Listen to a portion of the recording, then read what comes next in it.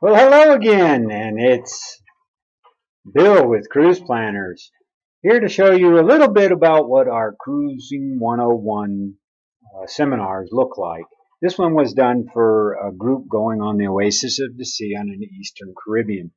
So I hope you enjoy, and as always, give us feedback in the comment area. Today we're going to look at the following. Here's our agenda. The itinerary and overview of what you can expect. Um, a little bit about the ship and what it has to offer, what's included in a cruise and what's not, a little bit about drink packages because everyone wants to know about two things: drink packages and gratuities. That's guaranteed every time. So we're going to talk about both of those. We're going to talk about how you're going to get from point A to point B, in between getting off the airplane and onto the ship and vice versa. And we're going to talk about excursions. So before we leave this side, let's talk about a couple things. What's included and what's not. The two main things I think probably are the entertainment. The entertainment, with the exception of dinner and show, is included. And it's tons. I mean, if you're bored on a ship, it's because you want to be. And some people do. They go away to unwind, to escape and get some solitude of the hustle and bustle of every day. But some people like the shows. I particularly like the shows. The other thing is meals. You do not pay for meals on a ship unless you choose to.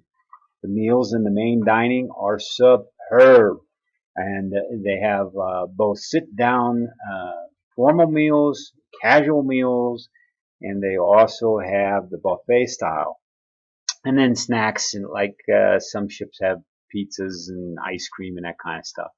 So as a general rule, if they're going to ask you for your card, you're probably going to pay for it. If not, then it's good to go and dive right in without any worry about cost. The other thing a lot of people want to know about is the gratuities. The gratuities for this particular ship is for balconies and below, $13.50 a day per person. For suites and above, it's $16.50 per day per person, and that's everyone that's in the room. So that kind of make sure you budget that in because it will be charged to your card.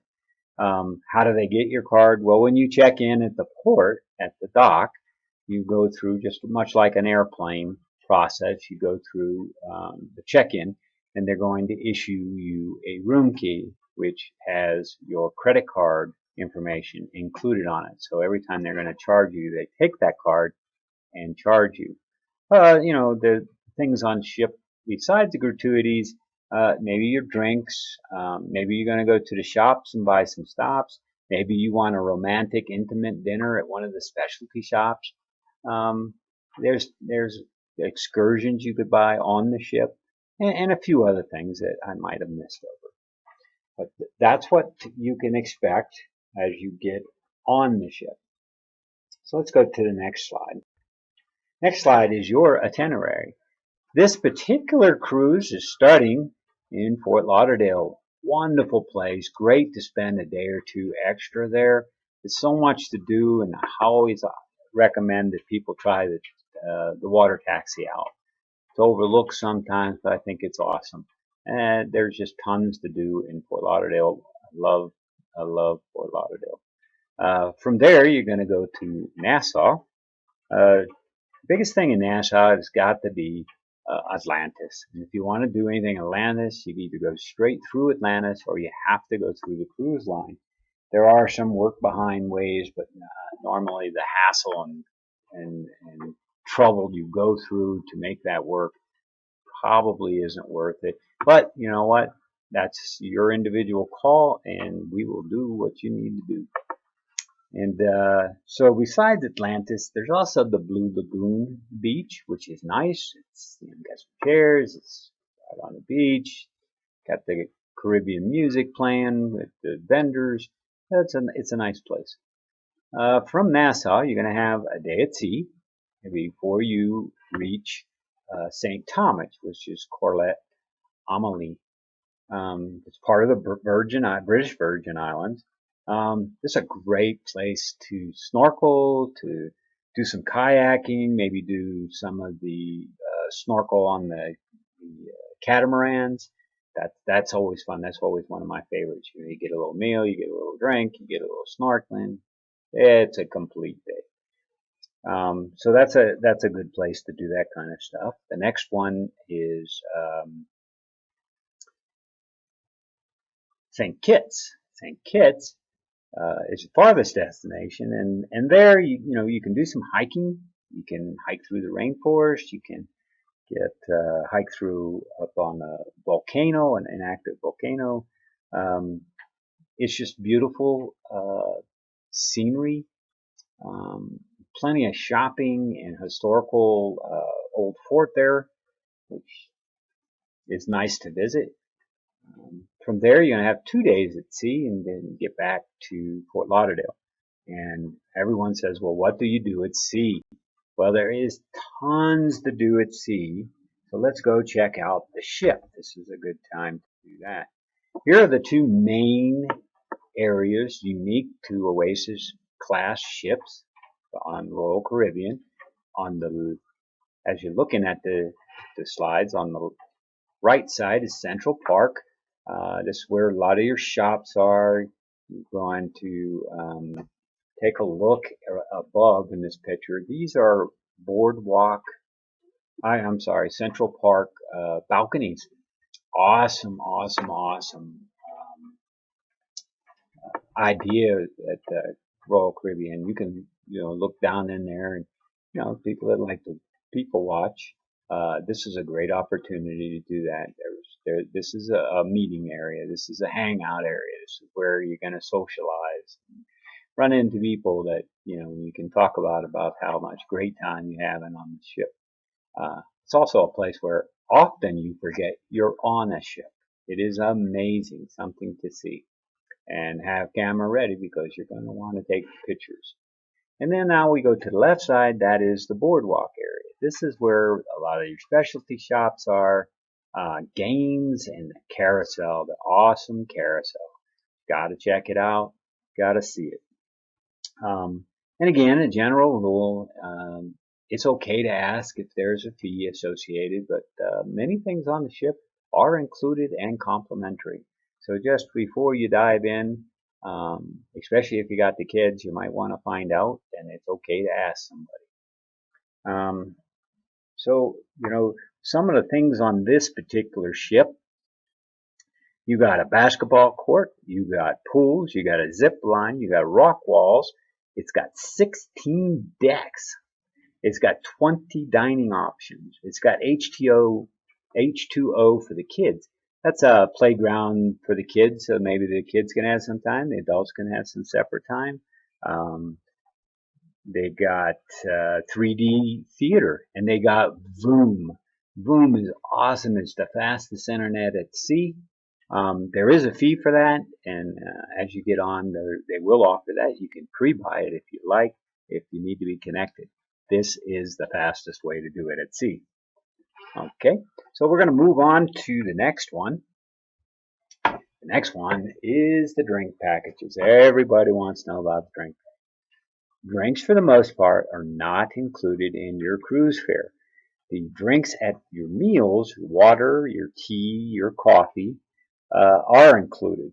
But when you start getting into bottled water, sodas, beer, wine, cocktails, and specialty coffees, there is a fee associated. You can buy it by the glass, or you can purchase a drink package. Now, drink packages come in 5 varieties on Royal Caribbean, starting at the refreshment level, which is your sodas, and those are comes with a souvenir glass. It's pretty nice. If you're, want to drink soda while you're on there, this is the way to do it. It's $8 a day per person. And it goes all the way up to the ultimate package, which is everything included in the others, plus you're going to get some specialty coffees and some premium brand liquors. So, you want to look at that I usually send out a flyer that includes the pricing, what's included in each. But you can always go to Royal Caribbean or whatever ship line you're on and check out what their prices are. I can tell you that the ultimate is $53 a day per person. What else do we need to talk about? Drinks. Some people like to bring their own drinks on board. You definitely want to check out what the rules are for this particular ship. They'll let you bring 2 bottles of wine. There is a corkage fee if you drink it outside of your stateroom. So the next slide is our excursions. Now you can buy excursions a bunch of different ways. One warning I will tell you, and the cruise lines will tell you too, if you're not back on the ship when the ship leaves, they're not going to wait for you. They're going to leave on time because there's lots of other people that made it back that want to continue their vacation, and they will leave you at your cost. You have an obligation to be back on the ship when the ship leaves on time. So you need to be careful of who you book through. You can go through the cruise line. That's what they recommend.